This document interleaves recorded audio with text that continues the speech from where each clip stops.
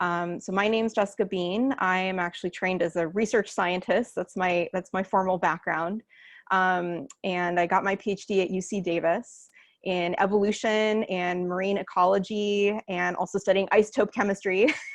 But from the time I was a graduate student, I started doing a lot of work, especially in high school and middle school classrooms. And I was also teaching a lot of earth science for future teachers at both UC Davis and Sacramento State University. So teaching really is, I think, my true love, and because I love science, but what I love more is sharing in that exploration and teaching and learning alongside people about the world. So I'm really happy to be here today to share these resources with you. I'm now housed within the Museum of Paleontology at UC Berkeley, and I run a program called Understanding Global Change. And so you'll notice that that's much broader than just climate change, but it encompasses, of course, climate change, but thinking about all of the ways that ecosystems and climate change over time, and really helping students build an understanding of those changes and being able to look at the world around them through that lens of global change. Why does it look the way it does, and how is it changing, and why is that happening? So we're gonna be going through some of the resources today and tomorrow that are related to the Understanding Global Change project at UC Berkeley, but that also connect to a lot of the work that you've been doing already this week, because it was important to me to keep building up the ideas and the concepts that you've been grappling with and working towards throughout the week, and modeling that for you today and tomorrow, building on your knowledge, your prior knowledge, and also, again, the thinking that you've been doing already this week. So today, what we're gonna start is our river otter models. And I'm gonna emphasize the practice that this is just a start. This is just a place to start. And that modeling is a practice that is iterative. It's something that you're gonna make a first model, initial model, and then you're gonna revise it based on what you're knowing and you're thinking as you're learning new things. So we're gonna start that process today.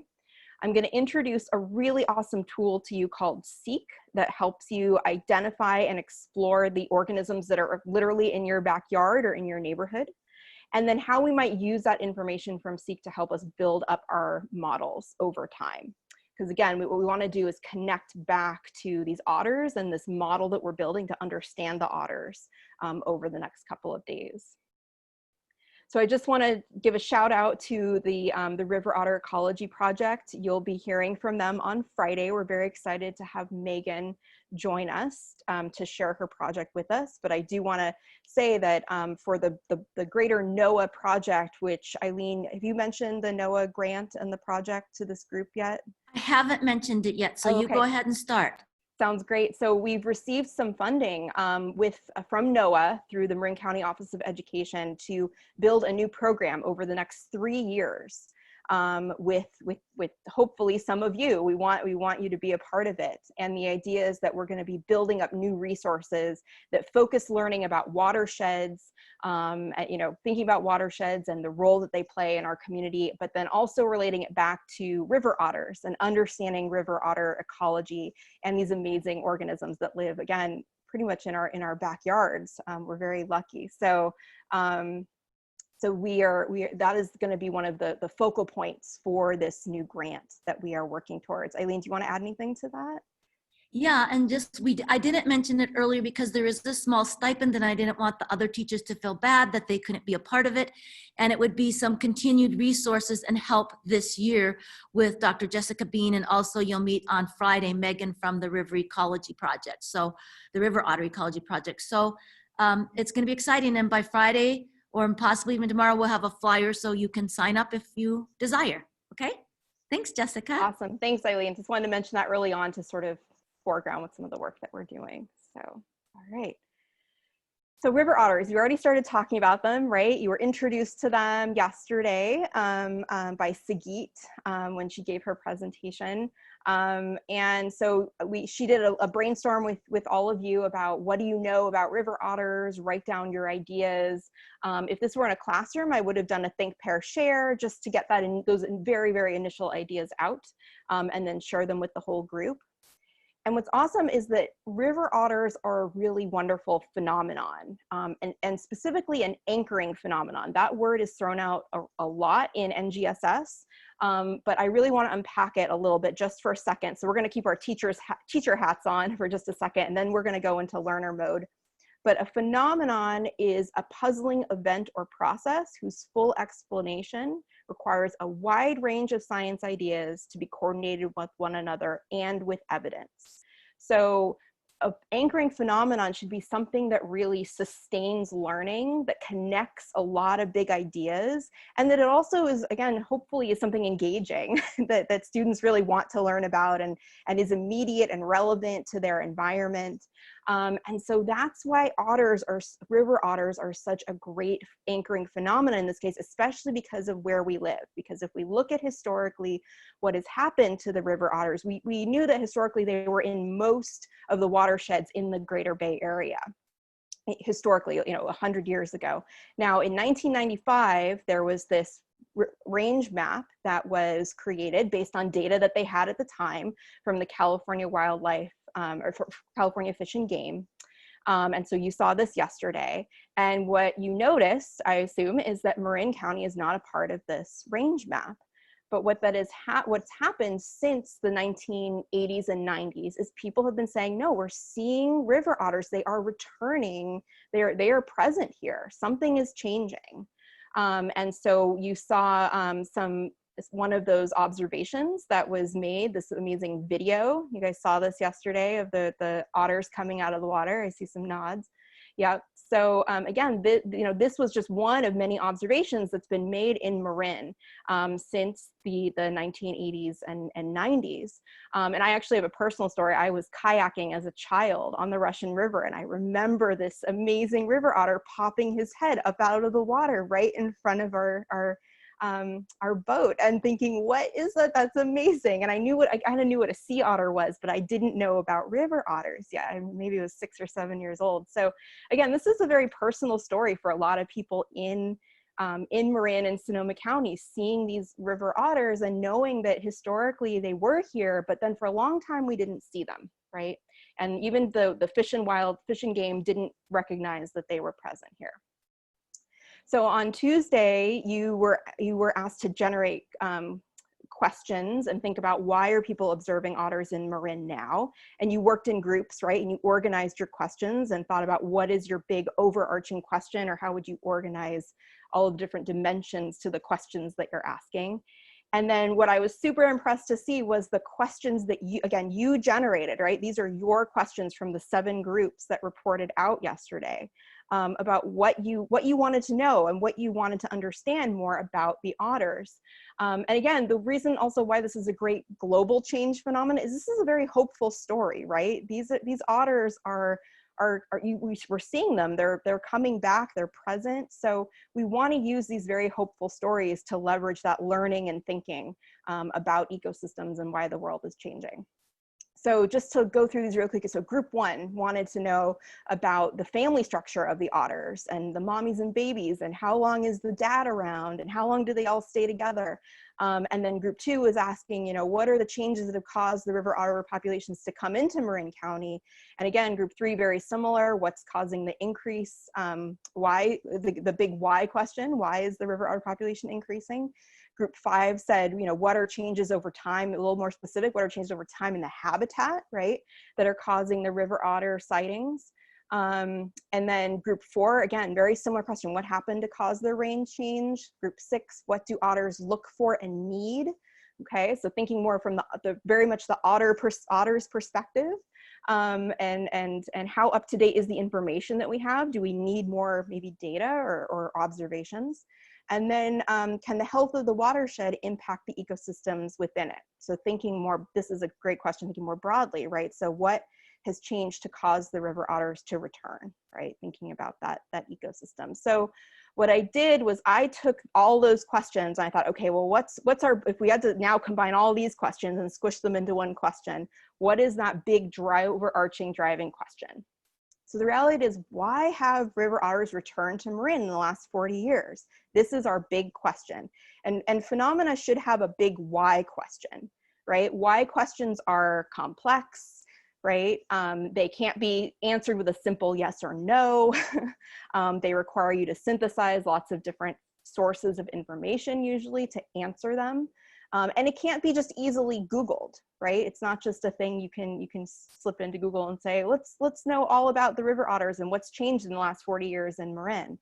So what I'd like you to do just to start off today is write down just on your own paper. You're not going to share this out, so it's wherever you want to put it in your notes. Just write down some ideas in your own paper for how you would start to answer this question or what ideas you have so far. And again, we haven't done much exploration yet of river otters, so what you need to just do is come with your prior knowledge and share what you're thinking, what you know, and just be prepared to share out your ideas. And as I've mentioned before, if we were doing this in classroom, I would probably do a think, pair, share where you would share with a partner first, and then you would share out the ideas from your discussion. So let's take like 2 more minutes. So go write down some ideas on your own paper.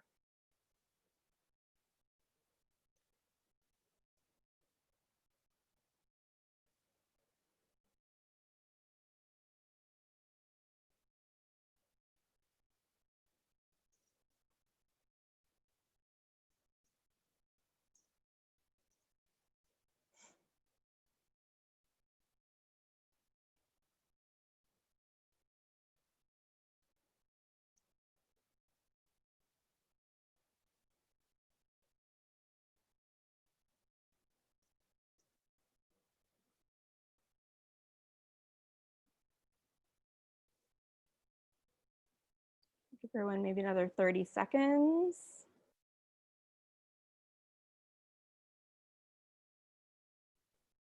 Jessica, people Yeah. are asking me for the link to the slides. And so Oh, you guys, could you just show a thumbs up if the link I just sent works? Because I think maybe Jessica put it in before people were in and then you're not seeing it. But somebody test it and then give me a thumbs up or a clap or something. Julie's saying thumbs up. Thank you. Yeah, looks like, all right. Oh, More thumbs up. okay, Thank your you guys. gal is on it. 2 things correct so far. Not that I'm keeping score.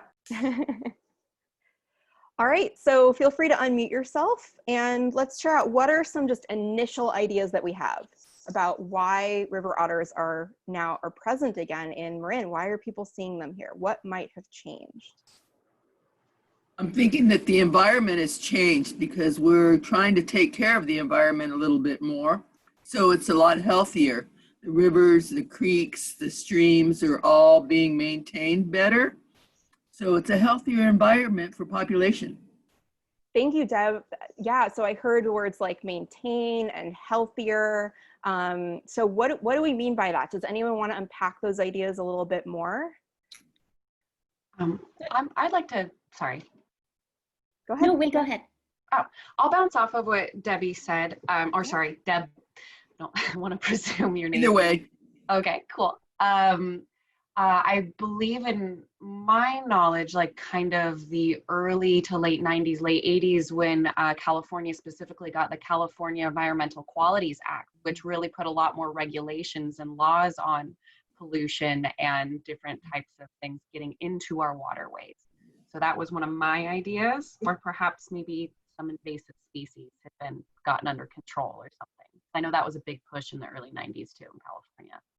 Oh, interesting. So the 2 words that pop out to me that you said were pollution. Does anyone want to expand on either that idea? What do we mean by pollution? And then also invasive species. Does anyone want to share what they know about invasive species, if they know something about them? I also know that in West Marin, there were fishing regulations that were changed in the watershed. When I moved here in the 70s, there were people that were fishing the salmon run on Lagunitas Creek. And that disappeared somewhere in the early 80s, I believe. Mm. So it sounds like maybe some of the timing of these events might be related to why now, right? And why, especially since the 80s and 90s, we're seeing more otters. I hear people throwing out dates, right, about regulations, fishing, pollution. Does anyone else want to expand on those ideas? So fishing, can someone else explain more why would fishing in those regulations impact the otter populations? Yeah, I was thinking about the food source for the otters, you Okay. know, I know there's also crawdads in Lagunitas our kids go out there all the time, and they've found crawdads there a lot, which I think are an invasive species, actually. But they're nice and healthy and big, so they're eating something. So there's probably a food source around, right? If the otters are here, and the question is maybe what is that food source? It sounds like yeah, go ahead. Oh, I was just going to add one other thing. It's that the pollution and that food chain, right? So the like microorganisms and the things that eat that, and the otters that eat the stuff that eats that. So that proliferation of the dilution of the pollution and the proliferation of those microorganisms, my guess would be a place of interest to me. Interesting. So I see you connecting this idea of food chains to the pollution itself, and that those two ideas are related in some way. Does anyone want to build off of what Shauna shared? Thank you, Shauna. Go for it. Yes, I think we talked how the otter, I forgot the name of the otter in the story, I think Olympia, how in the story, Olympia, as the seal said, plastics, and Olympia asked, what is plastic? And I think it's the microplastics that the fish and the marine animals, eat, thinking it's natural food, which, and they feel full when there's no nutrition. And so I think, like Shauna said, I think it's the bountiful of food resources with, cutting down on pollution has increased the river otter population. And I hear you talking specifically about plastics, that maybe plastics are a part of this equation. So we can think about all the places we see plastic around us every day, and maybe some of that was also impacting the otters, is what you're saying, right? Yeah. Anyone else want to build on that final idea, and then we'll move on? I was thinking about something a little bit different, about predators, and I don't know what river otter predators are, but if that's changed over time. Interesting. So yeah, and what would control those predators and where those predators are, right? Less predators? Maybe less predators. Okay, so the directionality, right? Probably less predators if they're eating the otters. Yeah. Anyone agree with that idea? Yeah. Me too. Maybe there's some other interactions about things eat. So we thought about what otters eat, but maybe also things that eat the otters. So again, lots of connections that we've made just in the last 4 or 5 minutes. So thank you for sharing out your ideas. So now what I'd really like you to do is start writing those down, and we're going to go into breakout groups and start making our initial models. So the routine for building this model is that first everyone needs to talk and agree on some things that you're thinking before you start writing. Okay, this is a common space. This is collectively your model. When something is put on the model, it now represents the entire group's thoughts, right? So make sure that for the most part you're agreeing on what's there that will be shared out. Okay, so you're going to use all of these great ideas to construct a model, and you can use anything you want on the you're going to use a Jamboard. So you can use words, you can use diagrams, you can use arrows, and you'll see I also provided a few things for you to use as well. And think about what you can see easily, right, with your eyes, and also what you can't see. What's invisible, right, that we would have to figure out a way to maybe measure or monitor in some other way. And just be aware that there are many ways to communicate your ideas. There are no wrong answers at this point. Feel free to communicate those ideas as you see best, okay? And again, the purpose of this model is just to get your first ideas out. We don't expect you to have correct answers, and the idea is that we're going to be improving our models as we learn and think more about the river otters and their place in Marin over time. So the idea is that this would be something that we're gonna actually revise. If we were doing this in the classroom, this would be something that you'd revise over maybe 2 or 3 weeks of instruction potentially. And so we want each person to be using a different color pen and a different color sticky note so that we can see that everyone is contributing. So first, you can decide what color you guys want and coordinate that. And also just make sure you're writing down each question you have on an individual sticky note. Keep record of those questions. Those questions are important to help drive our thinking forward. So make sure you're writing those down. Any questions about these instructions so far? Okay. So you're going to have a Jamboard that looks like this. And what we've done is try to show you that something has changed. We're trying to capture that idea that something has changed over time, right? Something was going on 40 years ago and the otters weren't being seen very much in Marin. But now there's something different about today. So what we want you to show is what is that change between 40 years ago and today? And so what I've also, I've put the instructions at the top so you can always reference those. And then you can also use, these are like little icons, little things you can move around or copy paste. I gave you some otters and some plants and some, again, just to show some water. But again, you can feel free to show those things however you want. I was just thinking of the things that we observed in this video, right? Those were sort of the 3 key things with some plant life and the water and the otters. So we all know that those are things that are present around the otters. So we can start there if nowhere else. And I do just want to point out for a second, we'll put our teacher hats on, that you could scaffold this in a lot of different ways for different grade levels. I'm definitely giving you pretty minimal scaffolding and visuals, but you could provide more potentially for younger learners if you feel that's appropriate and is needed. Okay. So this is again, a view of the Jamboard. Remember that you can zoom in and out. It's something I often forget when I'm using Jamboard. So that'll help you really know how to use the space. And sorry, is there a question? I keep hearing a little bit of noise. No? Okay, just wanted to make sure. So if you go to the slides for today, everyone was able to get into those slides for today. You're gonna be able to go into the group the Jamboard that I'm gonna assign you to now. So Eileen, is that okay if we just randomly assign people to a new group?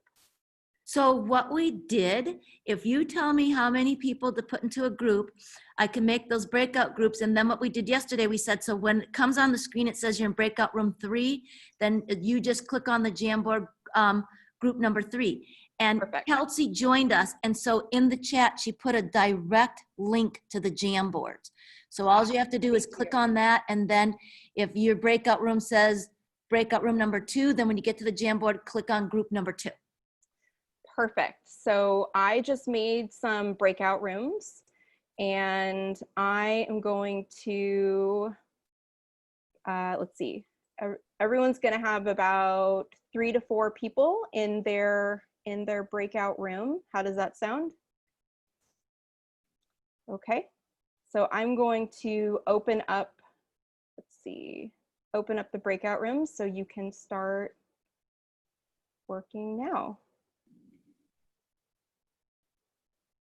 Oh, sorry, one sec. See, I will call you back in about, let's see, about 20 minutes. Sound good? So you have about 15, 20 minutes to work. Okay, and I'll send out some announcements. All right, open the rooms.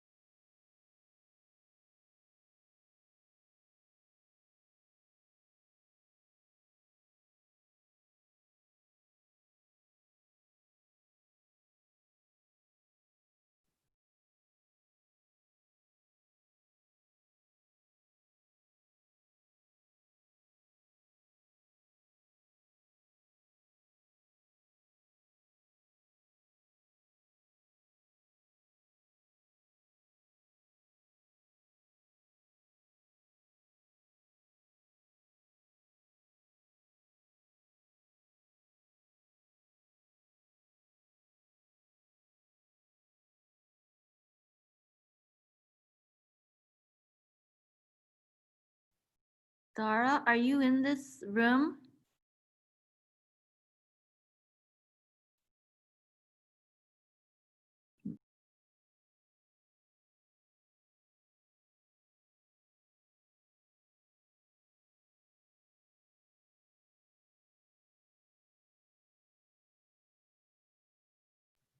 I see Kelsey.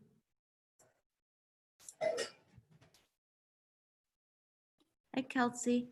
I just had my screen off at meeting. Oh, nice. No, it's good. I was just trying to get to a breakout room. Well, hopefully Jessica found one.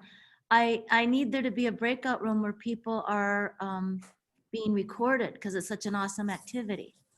Oh, do you want me to pop into mine and see if they want to? Oh, here Here's you go. Whitney. Nice. Here's Jessica. My other two group members, I think, are coming. Excellent. So now we're back. We're all in the main room together. I believe so. There was Danielle Brown and Cindy were coming. Yeah.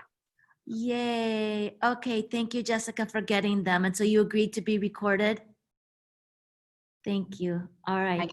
I consent. Okay. I love you for that. Thank you. All right, then. We'll let you guys get your Jamboard up, and whoever wants to be the one that shares the screen, go right ahead. How do you feel, Danielle? You said your internet was a little spotty. Do you want me to share? Yeah, I think that would probably be better. Whoever is the host, could I please get sharing privileges? Yeah, that is Jessica, and I can see she's on it. Perfect. And then Danielle and I, before we came in here, we were trying to frame exactly what we were supposed to do so we could make our game plan. So this seems like it's a comparing, contrasting activity, correct?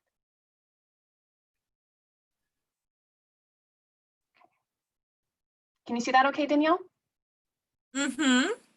Okay. I think so. You can see the Jamboard. Okay. About what you can see and what you think might be happening that you can't see. Yeah, so the idea is to think about what might have changed, what has changed in the last 40 years. Yeah, so thinking about what it looked like 40 years ago and what it looks like today, and why might there be otters in Marin now. So, and you can use those little otters or whatever you want to build that initial model. And again, this is— Oh, and it's easy to duplicate them. I love this. Okay, sorry. Okay, so what were some of your ideas, Danielle, from when we did the brainstorm as the whole group that you think you want to get from this model? Well, because of the recent bioluminescence thing happening down in Santa Cruz, I was thinking pH balances in the water, maybe algae blooms, if anything like that has been affected. I actually missed yesterday's video on this. I wasn't here. Oh, okay. It was so just— I'm kind of just going off of my own thoughts. So I don't even know if that's even applicable, but since pH balances in water affect everything and algae blooms are dicey, thinking on the not seeing level, kind of microscopic levels and okay. And those kinds of things.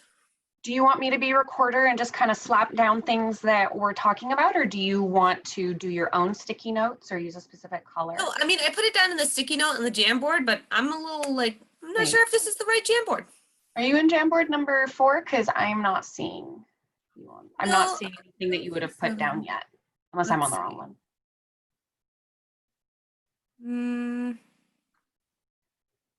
I don't think so. I'm on like our shared Jamboard. So it should say our shared Jamboard group number 4 at the top is ideally what we want. Let me move this bigger. So if you go back like to the main shared, I think Eileen shared this in the chat. I can send this to you in our group chat if you want, and you click on group number 4. So here, let me send this to you in our chat here. Where's chat? Sorry, you guys, I don't think this is what you wanted to record. No, this is fine. And Kelsey just sent something to group number 4 in the chat, so you can click on it. Oh, okay, perfect. Yeah, so you can click on either of those links, Danielle, and then we'll get you rocking it. Oh, you're Anonymous Grizzly. Perfect. So like, can you see that, Danielle? I can see, it just opened up the Jamboard groups. And then, okay, here's that link. our jam group number 4. Looks like Anonymous Duck just joined, so You anonymous. Yep. hopefully that's Oh you, yeah, that's Danielle. there's my sticky. I was in the right note. Okay, I'm good. Me writing you a message. See, I've written hello. Hmm. Am I on the wrong one? That's I'm gonna no. click on this one. No, you were on the right one because it had the Oh yeah, there's where I am. oh wait, where are you? So you need to just move yours forward with the little cursors up at the top. Move yours. Here, would it be helpful if I stopped sharing? No, I think you were I showing got it. one. You got I it, Danielle? followed. Do you see the No, hello? yeah, when she said move there was more pages. I didn't realize there was more pages. Perfect. Yes. Okay, Okay. so I'll go back to screen sharing. Yeah, it's confusing. We're going in and out of slides, and then the jam boards are also slides. It's terminology. Right, I didn't realize the Jamboard had slides, so that's awesome. Okay, gotcha. I know I've already thought about how I'm going to present those words very carefully to my students. Okay, so Danielle, we're ready to make some sense of our thinking. So what were your Post-its you had up there before, lady? pH balance of the water. Okay. I'm going to be orange. So I think in the past, like,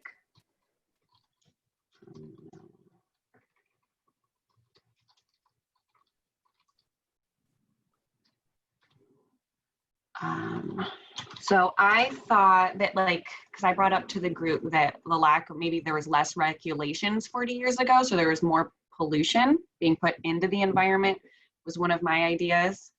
Mm-hmm, mm-hmm. And I'm going to move one of these otters here, and I'm going to put like an X on him because there's no otters. Right. Mm-hmm. Because there's like, I'm gonna look for an image. I'm sorry, you can see all these things that I'm searching for. I like it. Like, I want to put, yeah. And I'm curious to hear more about the pollution and what it affects. So you're saying it has a direct effect on the otter. Is there anything? Right. Well, because I'm thinking of the story yesterday where when Olympia went to the place that her seal friend told her not to, that she got trapped in all of the garbage, and it like is entanglement. Like we kind of, Danielle and I actually worked together and we did a unit on plastic pollution. Oh, nice. Okay. So there's direct entanglement, so you can see that, right? That's a very, are there parts of pollution that you can't see easily? Oh, so that's like, Danielle, where does your pH post it? Oh, yeah. Oh, I didn't add it on there yet. I can. Because that's kind of like what you're talking Danielle. about. Exactly. Yep. And the pH balance kind of affects especially like the microscopic creatures. I mean, that can totally kill them off, which affects the bigger creatures, and the food chain comes into effect and all that fancy. I feel like So I want to draw a line. So like from all of this stuff, I want to like draw a connecting line to whatever you're going to do. And can you say more about the like what would make the pH change? Are there any ideas we have? Again, just initial ideas, no wrong answers. pH balance offset, water pollution. Yeah. Well, given that some of the otters, excuse me, that we see out here in West Marin are in brackish waters, there's going to be an incursion of seawater, and so ocean acidification could be a factor. Awesome. Dawn, will you add that to the Jamboard? Or Sure. are you able to? Sure, I can take, I don't need to keep typing stuff. Let's see if I can do that. I can put the link to the Jamboard again in the chat if that's useful. Direct link.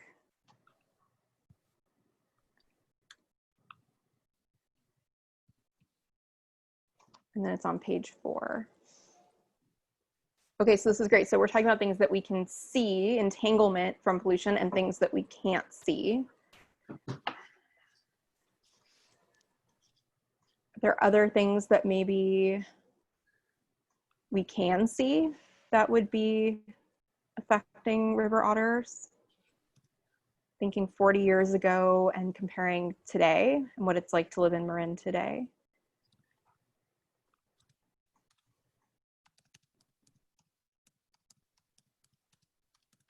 Well, this could be like both of these could be related to like the food, like what they're eating. Because like if the pH balance affects like the acidity, like certain plants aren't gonna live in super acidic conditions. And then whatever eats those plants, say if plants aren't there, they're not gonna be able to eat them. Great, so write down that chain of thought. That's awesome.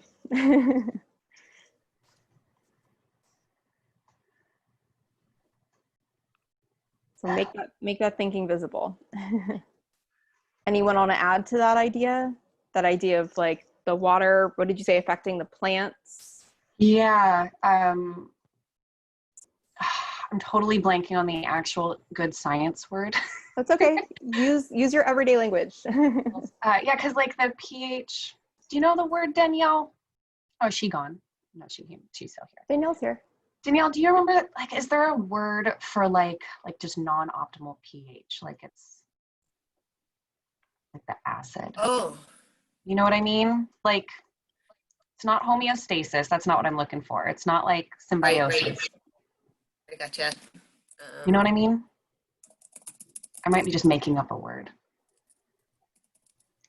But what are you trying to describe with that word? Like it is non-optimal conditions for survival, I guess. I don't know if there's a word for that. I mean, I know there's a term of art for everything. Acidosis and alkalosis. Yeah, that's the word I was thinking of. So add those words. I what you said about things not being, what did you say, the ideal conditions or the like I'm trying not to do sticky notes because it blanks this screen share for everybody and they can only see me. Right. Okay. So I'm trying to So I see, so someone added increase in conservation efforts. So we want to explain more. What do we mean by conservation efforts? What does that look like?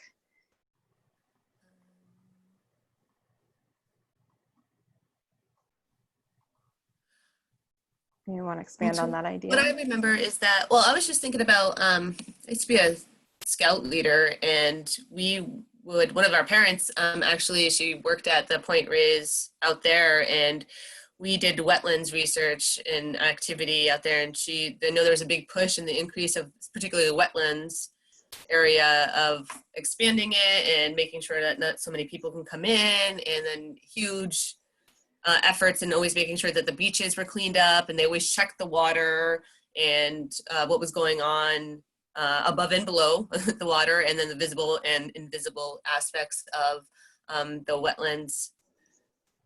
So I'm hearing a lot of dimensions there. So there was part about not letting, as many people come in, right? Is that something you said? And also expanding the amount of wetlands. So make sure that's described somehow, maybe expanding that idea of conservation efforts. You could use words or diagrams, whatever is best. But I think those are very specific ways in which we try to enhance conservation that you're describing. So it'd be great to capture those. Danielle, what color do you think acid would be if we were to represent it from only one of 5 colors? I would go red for acid and blue for base. Okay. Awesome. So that's why our water is like all red with acidy blood. Yeah, nobody wants to swim in red water. No one. That's like algae bloom stuff. That's bad for everyone. Yeah. All right, conservation expansion. Plants. And then I need to draw like a fish. Okay, so just so you know, you have a 2-3 minute warning to just get those last ideas down. This is a fish. Nice. It's great. I know that's a fish. Perfect. Okay, and then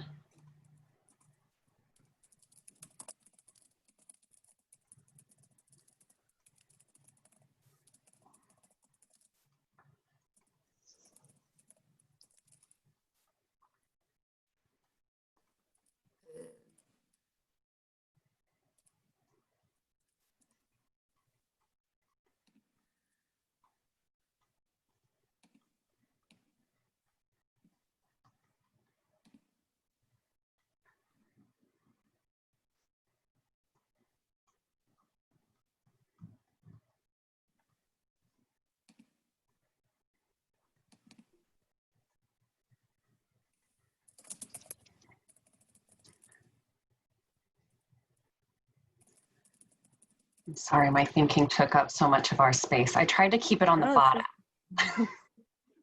all good. There's a lot going on. Invasive. Just keep adding to it. Great. So I see more of those words that you use to describe conservation showing up. Oh, so many.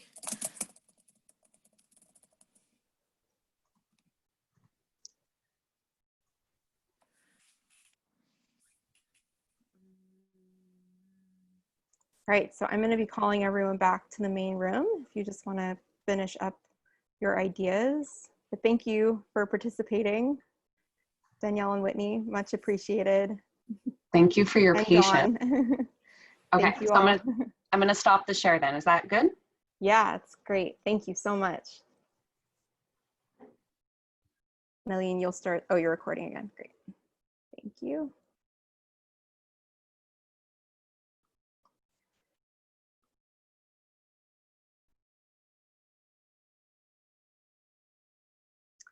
All right, welcome back. So I hope you had some productive discussions. I got to see some of what some of you were working on your Jamboard. So we're gonna have an opportunity to share those out and share some of our thoughts more publicly after the break and then also tomorrow. But what I wanna do now is push our thinking a little bit further and introduce a new tool that we're gonna use now and that you can actually try out during the break between now and our session at 1 o'clock.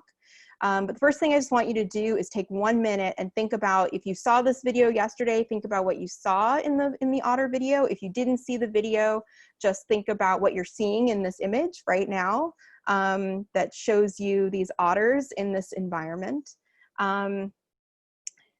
And write down just a few things about what you see in this image, but also think about this within the context of one of the questions that you guys asked yesterday, which is, what do otters look for and need, right? This was a great question that came up yesterday. So what in this video tells you something about what otters might be looking for or need?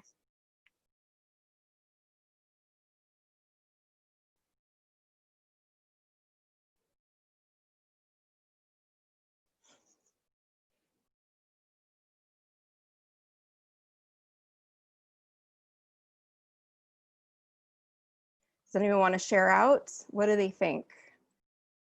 What could you even just know from this one video that might tell you something about what otters look for and need? Oh, yes, I agree with what Lisa just typed in. I think it's important to have plants. Healthy vegetation. Healthy vegetation. So those plants, right? They emerge from these beautiful plants. It's quite yeah. So I'm also seeing safety, water, other otters. Okay, yeah. So you see them in this group. I'm also reading from Lisa: clean water, protected watersheds, lush with plants, space. Space is a really big one, right? Just the ability to move around, right? And have the space to move. Anyone else want to share out? These are great ideas. Well, I really liked that you even talked about the other organ, right? Like at least 2 or 3 of you mentioned plants, and Dawn just mentioned cover, right? So the things that they live within, right? They're living within the whole ecosystem, which includes a lot of other organisms. So what we're going to do is I'm going to introduce you to, so we just made this list, right? That we talked through about what do otters look for and need, and what did we learn from that video. So right before we break now for the next 10, 11 minutes, I just want to introduce you to this app called Seek. So this is going to help us think even deeper, especially about what are the plants and animals that are in our environment that otters might look for or need and be interacting with because they now live in Marin. So let's take a little bit of a deep dive into Seek, and I'll show you how this works. And just so you know, all of this is in the slides, so you can reference it, right? If you want to review again. So Seek is an app that you can download onto your phone. Doesn't matter if you have an Android or Apple. And it helps you identify and find information about the local species that are in your environment, literally in your backyard, or even inside your house potentially. But you can use it in a lot of different ways. It's a very flexible tool, so you can share your information that you find on your phone. You can have students use their phones or their parents' phones, or you can ask students to make observations, take a picture of something and email it to you, and then you can enter it into this app to be able to get information about that organism, again, a plant or an animal or a fungi, whatever you see. So just a note that Seek is just for your phone. It also is related to a program called iNaturalist. Has anyone here used iNaturalist or heard about iNaturalist? Or okay, awesome, I see at least one hand. Has anyone actually used Seek before? Who's here? No, okay. It's a pretty new tool, so that's not surprising. iNaturalist has been around for a while. Seek is an app that is meant for younger learners. It really had younger learners in mind to think about how do you build an app to identify organisms that you see in the world around you. So again, the idea is that this information, the information that we might gather from Seek, will help us potentially build our models, right? And answer some questions about what's living here in Marin. So I'm connecting that learning and that thinking that you're going to do with Seek back to the otters, right? That is still our anchoring phenomenon that we're going to come back to after you explore Seek. So when you open up Seek after you download it, so don't download it yet. I think it's best to pay attention now, and then you can download it over the break and use it over the break. And if you have any questions, you can email me or chat me, and I can answer them for you. But when you first open up Seek, what you'll see is this page. And so right now I'm actually in Seattle, but I typed in Novato, so it'll show you where you're living and what you're closest to. So let's say you're in Novato. And it'll start by showing you, here are some organisms that live near Novato, right? And you can click on this button that says Novato, and then you can get a map and show you where you are and where Seek thinks you are right now, okay? But if you go back to the screen, you can also then think about, like, what are the species? You can click on, okay, this says all species right now, and you can scroll through this list to the right and see more and more species. But you can also sort by kinds of species, and you can click on this, and then it'll pull up this list at the bottom, and you can select, do I want to look at insects? Do I want to look at mollusks? Do I want to look at mammals or birds? And so let's say we want to look at mammals. So we have this list of mammals that pops up, like skunks and opossums, and then look who's here. This is our North American river otter who's here in Seek. So you can click on Seek on the river otter icon, and you'll get some information about the fact that this is a native species, right, to where you are. It'll tell you a little bit about the otter. And then as you scroll down, it'll give you this option. You can look at a range map, and it'll tell you some about, its taxonomy, what we call it, what are the names that tell us what this otter is that we use to describe it. And then some other data, like how many observations have been made nearby or worldwide, how likely are you to see otters in different seasons? So this is January through December. And then what are maybe some other species that you'd like to explore nearby that are similar to those species? So like sea otters come up. Okay, so this is one way you can use Seek. So if you can't get outside to take a picture over the next couple hours, this is one way that you can start gathering some information about what other organisms live around you. So, and then you can click on this range map, as I mentioned, and what this shows you, so this is a range map that popped up that shows you all those green dots are observations of river otters that have been made in Marin and also into Sonoma County, showing up to this is Santa Rosa and Healdsburg. So each of these green dots is showing one observation that's been made using iNaturalist, using the data that Seek gathers from its partner iNaturalist. So the other really great way that you can use this app is to actually make your own identifications, right? To generate your own data. So you can click this camera at the bottom of the screen, and Seek will actually help you identify whatever organism you take a picture of, again, whether it's a plant or an animal. And what you'll get is this little warning that says, remember, always be aware of your surroundings, stay safe, don't trespass, don't eat the things that you see in the wild. So again, this is just reminders for especially younger learners, respect living things, don't touch them, they might bite or sting. And then that, you know, hopefully your kids will have some adult support or supervision when they're using this app. And then what you have is an option to take a picture of an organism in your environment. So I'm just going to share very quickly my own personal Seek story when I started using this app. So not that many months ago, I was living in Washington, D.C., and I was doing my dishes, and this thing fell out of a cup that I was washing. And I kind of knew what it was. I had my suspicions, but I was like, what is that? So I grabbed my phone, and I was like, why is this in my apartment? Again, like I'm from California. I don't usually find these inside in my sink. And so, you know, but I was thinking like, wow, you could really think a lot about the ecology of these organisms, even that are living inside your own home, right? By using Seek to think about like, what is this? Why is it here? Is it native? Trying to think about what it eats. Why, you know, are there more of these in my apartment? Why might there be more? So thinking about all those questions that you can generate. So what I did is I took the picture in my sink and I called it up on Seek, and it said, this is a house centipede. And by the way, it's an introduced species. It is not a native species to North America. And then it gives me a little bit of information. And I was, again, as I mentioned, I was in Washington, D.C. at the time. And it tells me that there weren't many observations nearby, but there were over 5,000 that have been made and that are in their database. And that there are certain seasons, like you don't usually see them in the winter, but they're more common in the spring and summer. And then I got these maps, right, that showed me where those other observations had been made. So it actually seemed like there were a fair number, not immediately right in my neighborhood where I was living, but in the surrounding area. And then if you look at North America, they are actually also on the West Coast. I had just never encountered one in living in California. And these are actually from Europe. They were introduced probably over 150 years ago. And they also, what I learned about them is they don't survive well outside. So they really are house centipedes. They live in our homes in North America because they can't tolerate the cold. They like a more mild Mediterranean environment. So anyway, a lot of cool stuff you can learn from Seek. This was just my personal story I wanted to share with you to show you an example of how you can use it.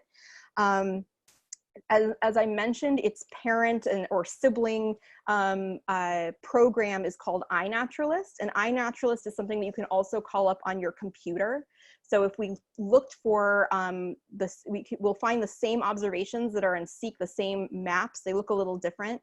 They have a little more information. And again, this I would think is for you know, middle school and above learners. I don't think I would send younger learners to iNaturalist.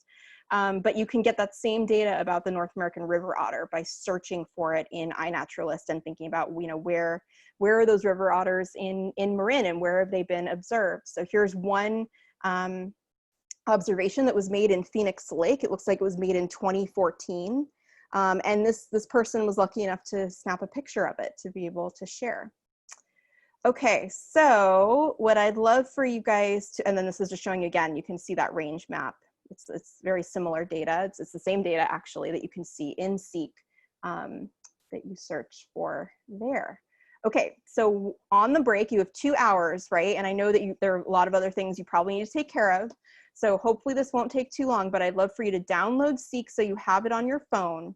And then what I'd like you to do is think about this question. What do otters look for and need?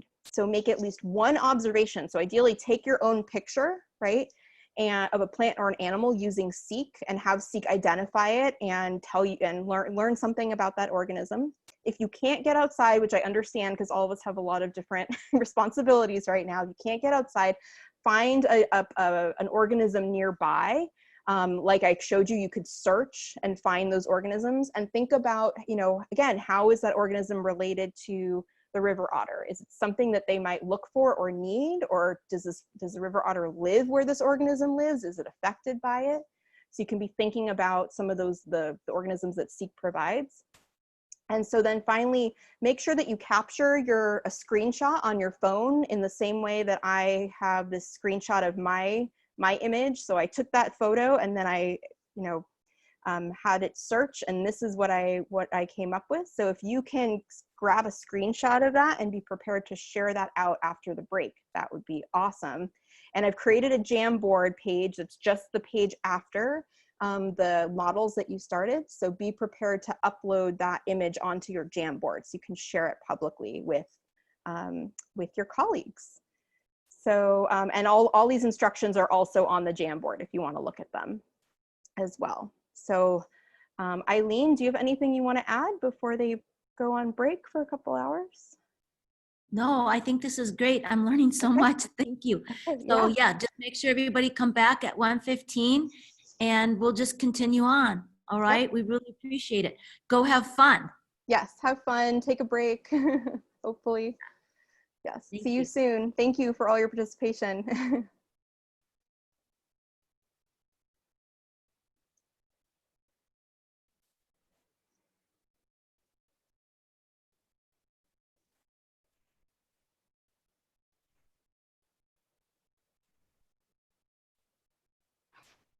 Jessica, are iNaturalist and Seek connected? Because I downloaded Seek, and then for the login, it's going back to, I have this other one. So Seek is the leaf, but then on my phone, I have this other one that's picture, and it's got a little plant. So is that the iNaturalist? Are those two connected? They're connected. So basically what Seek does is it takes data from iNaturalist. So that the data that shows up is the same data. But Seek is for younger learners in the sense that, and I'll mention this more specifically when people come back. There are some safety things that are in place on Seek, like you can't tell where someone is from, based on data that they can't share data publicly in the same way. So for younger learners, and it's a safer way to be using the iNaturalist data. And Seek is more of a point and shoot, like you take a picture and then you get some information. It's much more accessible, I think, for younger learners than iNaturalist. Probably for me too. Okay, well, I'm gonna go out and see the difference, but I ran into this login thing, but I'm on it. Okay. Yeah, you should be able to get into Seek without a login. Okay, yeah. Okay, yeah. Thank you. Okay, yeah, thank you.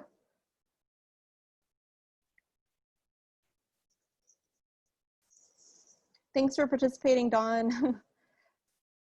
Oh, I can't hear you. It's okay. That was really great. Thank you very much. I appreciate it. Love it all. Yeah. No, I was so sad I couldn't attend your session. I think, did Eileen tell everyone I had another workshop that I was running. So it's been a crazy week. It's all good. Thank you very much. And just as an aside, I always tell my students, I taught middle school, but I told them whenever they do a Google search, type something in and then put 4 kids on it. Because I find that even using the kid-friendly things is so much more fun, so much cooler. And if I want to go to something with a Ph.D. attached to it, I can do that. But always the younger version, I love it. Yeah, I do it myself. Yeah. So I haven't seen this one. I'm going to load this one on right now. Thank you. Yeah, it's super fun. I'm kind of, it's funny because I'm kind of obsessed with it, and I'll pull it out like if I'm just walking around the neighborhood. And then I told just like casually some friends a few weeks ago, and then one of my friends texted me. She's like, my husband is so annoyed with me because now all I want to do is like, she's a journalist. She's not a biologist or anything, but she's very like into making observations, and so she loves it. Well, I'm going to load this and go outside and play with it right now out in the garden. Yeah. Awesome. Yay. Be prepared to share out what you find. I'd love to know. I'll see if I can get to that part. That's always my challenge, is the tech part, but okay. Yeah, sounds good. All right. We'll see you in a bit. All right. Okay.